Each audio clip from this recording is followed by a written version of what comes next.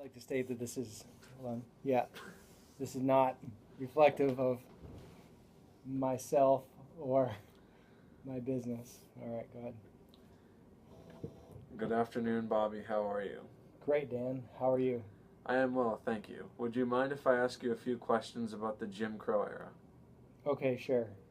Go ahead and ask me whatever you would like to know. Okay, what do you remember about this terrible era? Well, it was a very awful time.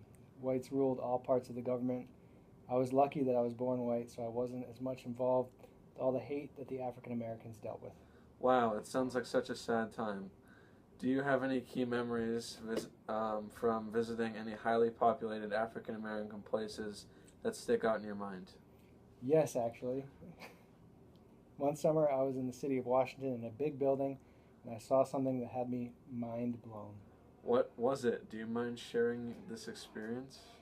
Okay, so it all started with me having to go to the bathroom. Of course, since I was only about 8 at the time, I couldn't go in myself, so I asked my dad to bring me, and of course he said sure.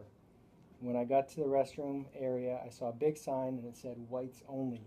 I said to my dad, "Why whites only? What about everyone else?" Then my dad pointed across to the other end of the building to a certain area where it read Negroes. He said that's where they go to the bathroom. At this time, I was only a young kid, so I kind of just let the thought pass over me, but now it's really ingrained into my head.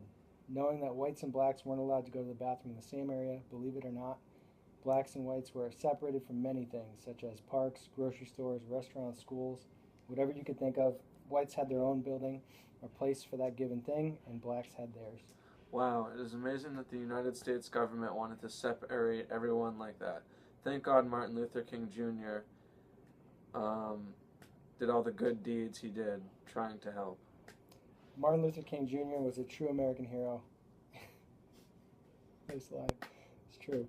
Uh, he helped bring this nation together as one, the way it always should have been. Unfortunately, a good person like him ended up dying due to a problem that he was trying to fix.